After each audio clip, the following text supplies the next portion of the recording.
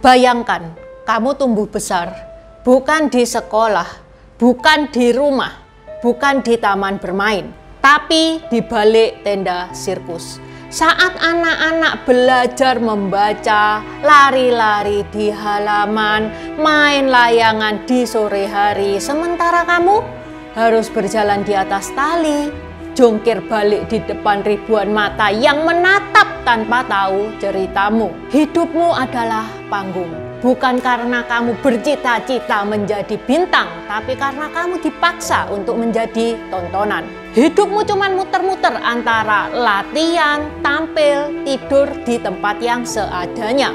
Gaji nggak terima, identitas nggak punya. Dan ketika kamu salah langkah, bukan cuma teguran, tapi kamu akan mendapatkan hukuman yang disertai kekerasan. Mungkin bagi generasi X, generasi Y, dihukum dengan cara dipukul pakai rotan, terus pakai tangan, itu adalah hal yang biasa, iya kan? Tapi yang mereka alami bukan cuman pukulan pakai rotan, mereka kadang disetrum, dipasung, dikerangkeng di kandang macan, disuruh makan kotoran gajah, sampai ada yang cacat seumur hidup. Hal ini terungkap setelah beberapa ex pemain sirkus Oji itu akhirnya berani untuk buka suara. Gimana sih cerita sedih mereka? Dajiahao, wo jiao Intan,欢迎来到我的频道 Dynasty 消息。 Kaos yang Intan pakai ini custom marga ya guys ya, teman-teman bisa custom marga sesuai marga teman-teman sendiri. Tersedia berbagai macam efek. Yang Intan pakai ini glow in the dark, yang mana kalau malam itu menyala. Ada juga reflektif rainbow, jadi kalau misalkan kena cahaya keluar hologramnya. Ada juga efek emas, emasnya emas berkilau. Kalau teman-teman nggak suka efek aneh-aneh, tanpa efek juga ada. Bisa tulisan besar, bisa tulisan kecil, polo shirt pun juga ada. Selain custom marga, ada juga gambar tokoh-tokoh Tiongkok lainnya seperti Hakim Pauke Rasakti, Konfusius, Kaisar pertama Tiongkok, Qin Shi Huang. Ini yang new release saat Guan Yu diobati oleh Dr. Huatuo, salah satu momen ikonik di Samko. Ada Guan Yu sendirian, ada Guan Yu bersama 5 jenderal macan, ada Zhuge Liang, Zhao Zhelong, 3 bersaudara, Liu Pu, Cao Cao, dan masih banyak lagi. Open PO minggu depan ya guys ya. Sekarang masih belum bisa order, tapi kalau teman-teman mau diingetin jadwal Open PO-nya bisa chat admin atau Shopee yang linknya ada di deskripsi. Okay, let's start! Lagi rame banget nih ya guys, cerita tentang Oriental Circus Indonesia. Yang mana Intan ngedenger ini, itu jujur Intan shock banget sampai nggak bisa berkata apa-apa. Sebelum masuk ke ceritanya, Intan mau disclaimer dulu. Video yang Intan bawakan berdasarkan kesaksian dari ex pemain Oriental Circus Indonesia dan ex pemilik Oriental Circus Indonesia. Ini Intan rangkum di video ini. Ya, terus terang ini dari kesaksian dan kesaksian. Jadi tidak ada bukti atau dokumentasi yang otentik. Hanya saja kesaksian dari ex pemain Oriental Circus Indonesia itu bukan cuma satu, bukan cuma 2, tapi banyak. Bahkan ya saat mereka itu diundang ke podcast yang berbeda-beda, mereka itu bisa saling saut menyaut loh. Alurnya konsisten, detail, jelas. Masalahnya yang namanya hukum itu perlu bukti. Dan ini susah banget ya, karena kejadiannya itu sudah sangat lama. Saat mereka jadi pemain Oriental Circus Indonesia, saat mereka usianya masih belasan, sedangkan mereka sudah kepala 4, kepala 5. Sebenarnya salah satu ex pemain Oci yang namanya Vivi itu sudah melaporkan hal ini ke Komnas HAM tahun 1997. Tapi ya maaf aja, tahun segitu cari keadilan itu susah. Ups, sekarang juga susah ya kalau nggak viral. Jadi ceritanya pada tanggal 15 April 2025 sejumlah mantan pemain sirkus Oci akhirnya angkat suara. Mereka datang menghadap Wamen dan HAM Mugianto untuk ngadu apa yang terjadi terhadap mereka selama mereka menjadi pemain Oci. Tapi yang bikin berita ini viral karena Pak Wakil Menteri sendiri yang mengunggah videonya. Yap, bener. Kesaksian para korban diunggah langsung ke akun IG Pak Mugianto, dan seperti biasa nih ya, kalau udah naik ke sosmed, netizen itu langsung gaspol. Videonya viral dan diperbincangkan di mana-mana. Di video itu para korban menceritakan hal-hal yang ngebikin bulu kuduk itu berdiri, yang mana ini nanti tak bahas di belakang ya. Salah satu yang paling vokal dari ex pemain Oci namanya adalah Vivi, yang mana Vivi ini adalah suara utama dari para korban. Vivi ini bukan pertama kalinya ngelapor ke Komnas HAM. Pada tanggal 1997 dia juga pernah ngelapor ke Komnas HAM, diproses secara hukum, tapi berhenti di tahun 1999.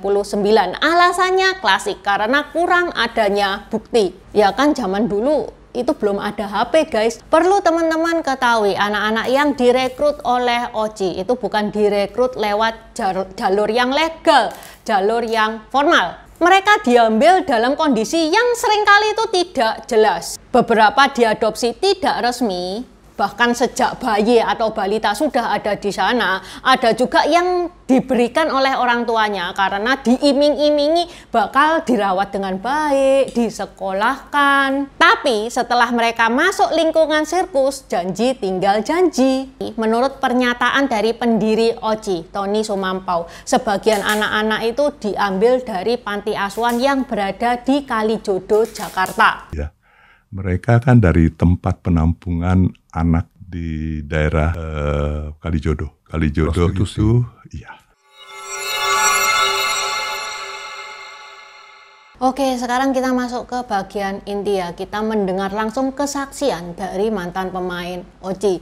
Mungkin sebagian besar dari kalian akan merasa mual, gak nyaman kalau mendengar cerita ini. Karena itu kita harus dengar, biar gak ada lagi yang tutup mata atas kejadian ini. Intan mulai dari Ida. Ida ini sudah sejak bayi ada di Oci. Jadi Ida ini gak tahu orang tuanya itu siapa. Dia dilatih untuk bermain terapis. Pas dia bermain terapis, Ida ini jatuh dari ketinggian 15 meter. Sehingga Ida itu cacat seumur hidup. Karena Ida sudah cacat seumur hidup, dibalikin dong Ida ke orang tuanya. Ida sendiri kok merasa habis manis pas dibuang gitu loh. Sedangkan dia sudah cacat seumur hidup, dia pun tidak mendapat kompensasi. Yang kedua, Vivi. Vivi ini lakon utama yang sering Intan sebut di awal tadi ya, yang gigih memperjuangkan haknya dan hak teman-temannya. Jadi Vivi itu juga sama, sejak kecil sudah di Oci, sejak bayi sudah di Oci. Nggak tahu orang tuanya itu siapa. Pernah pada suatu hari Vivi itu mencoba kabur. Ketahuan dong, dibawa balik dong. Apa yang diterima Vivi bukan cuma digebukin doang, dia juga disetrum di bagian sensitifnya. Yang melakukan ini namanya adalah Franz. Sampai Vivi itu mohon-mohon ampun. Sayang banget ya, kejadian ini tidak ada yang lihat, jadi tidak ada saksinya. Nah, kok nggak ada yang tahu? Emang Vivi nggak teriak? Nggak boleh guys. Jadi pas Vivi digebukin, meskipun dia kesakitan, dia nggak boleh teriak. Kalau misalkan dia teriak, dia bakal dihajar lebih nemen lagi. Saking sakitnya, Vivi itu sampai ngompol. Pertama pernah kabur karena sering disiksa. Saya dipukulin di situ. Yang mukulin? Iya, Pak FM itu. Terus saya ditendang sampai keluar darah dari mulut pernah. Terus saya dirantai, tidurnya dipasung selama 2 minggu. Setelah itu, Vivi dirantai selama 2 minggu. Yang mana kalau ke toilet, Vivi itu mesti izin sama ART-nya untuk ngebukain rantainya. ART-nya izin, istrinya si Fran. Jadi alurnya kayak gitu kalau mau ke toilet. Nah, sejak saat itu Vivi itu kapok banget, trauma banget, dan dia nggak berani kabur lagi. Pernah juga Vivi ini dikerangkeng di kandang macan. Jadi sebelahnya dia tuh macan tuh. Selama 3 hari. Gara-gara apa? Dia ngobrol sama pengunjung. Jadi memang syaratnya Mbak nggak boleh ngobrol sama pengunjung, nggak boleh sama karyawan. Bolehnya sesama pemain doang. Saya waktu di sirkus juga pernah dikerangkeng di kandang macan. Kenapa? Gara-gara ngobrol sama kenalan sama orang luar. Ada macannya? Ada sebelahan. Oh ya? Iya, tidur sampai 3 hari di kandang macan. Mungkin teman-teman heran ya, kok tidur di kandang macan, sebelahnya macan kok masih hidup? Karena beda kerangkeng guys. Lah terus gimana ya si Vivi ini bisa lepas dari Oji? Ya karena memang dia punya keinginan yang kuat. Kalau kita punya keinginan yang kuat pasti ada jalan, ya kan? Pada suatu hari Vivi dipertemukan dengan guru silatnya, yang mana Vivi ini curhat sama guru silat tersebut. Si guru silat ini merasa iba sama si Vivi dan membantu Vivi kabur dari Oji. Setelah kabur nih ya, si guru silat ini bilang, ini Franz ngejar kamu apa enggak? Kalau misalkan ketahuan Franz, kamu bakal balik lagi. Gimana kalau kamu tak nikahin? Kalau aku ini suamimu, aku lebih berhak atas hidupmu daripada dia. Vivi mau-mau aja, soalnya memang niatnya itu kuat banget pengen keluar dari Oji. Kesaksian ketiga dari Butet. Butet ini juga enggak tahu ya, dia pokoknya tiba-tiba sudah berada di Oji. Pada suatu hari, Butet ini kan masih kecil nih ya, dia itu tiap hari makanannya nasi bungkus, sedangkan bos-bos itu makanannya enak-enak. Karena dia tuh ngiler banget sama makanannya bos, dia ngambil empal, ketahuan sama ART-nya Franz. Akibatnya apa? Butet disuruh makan kotoran gajah.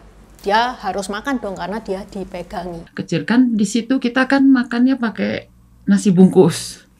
Tapi kalau untuk bos dia makan masakan. Ada daging empal. Oke. Saya ambil untuk saya makan. Saya kepingin itu. Dijelin tete gajah. Saya diam aja udah tutup tapi dipegang dari sini akhirnya ya masuk saya makan. Ibu makan tai gajahnya? Ya karena dipegangin semuanya saya kan nggak bisa apa-apa lagi. Pernah juga si Butet ini pacaran sama karyawan. Pacarannya bukan pacaran biasa, sampai dia hamil. Lah wong Vivi ngobrol aja sudah dikerangkeng di kandang macan, apalagi ini pacaran sama karyawan hamil pula. Sehingga ya pasti digebukin pakai bata, yang mana sampai sekarang lukanya itu masih ada di tangannya Butet. Pukulin saya pakai balok. Ini saya. Sampai sekarang nih Bang Dedi, bekasnya itu. Jadi pakai balok juga. Bahkan saat Butet hamil 9 bulan itu masih disuruh main. Bukan cuman itu, yang lebih nempeni ya, pada saat dia melahirkan, anaknya itu langsung diambil sama Franz. Jadi dia sendiri itu nggak bisa ngelihat anaknya. Baru bisa ketemu 2 tahun kemudian. Jadi saya tidak menyusui, tidak apa. Saya masih di rumah sakit. Anak saya sudah dibawa dulu. Pada tahun 1994, Butet kabur. Berhasil guys, untung nggak ketangkep. Kabur sendirian, dia nggak ngajak anaknya ya. Soalnya kalau ngajak anaknya juga nggak tahu dia itu siapa. Yang kedua dia malah lebih susah kabur dong kalau ngajak anaknya. Pokoknya Butet setelah keluar itu wes dia hidup apapun dah, pokoknya nggak di Oji itu. Sampai akhirnya Butet ini ya lumayan mapan, dia nggak lupa sama anaknya. Dia berusaha ngebebasin anaknya, mengeluarkan anaknya dari Oji. Berhasil guys, anaknya juga berhasil keluar, yang mana anaknya itu bilang kalau dia nggak pernah menerima hukuman yang kayak gimana, cuman dipukul doang. Mungkin sudah beda generasi, mereka lebih lembutan apa gimana ya nggak tahu.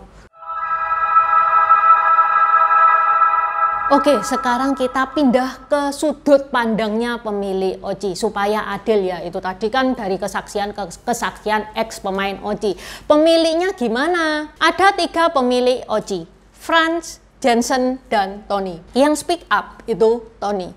Yang mana Tony nyanggah dong. Nggak bener dong kalau kita memperlakukan kayak gitu. Lah kalau kita kerasi terus cacat kan yang rugi kita. Dia nggak bisa main, iya kan? Ada buktinya. Sampai sekarang belum ada, katanya dipecut, disetrum pakai setrum gajah. Gajah kan besar Pak, gimana kena orang? FYI ya guys ya, memang menurut pemain Tony ini paling baik di antara 3 bos tersebut. Tony itu tidak pernah melakukan kekerasan secara fisik, sehingga disayangkan kok yang speak up itu Tony. Jensen mana? Franz mana?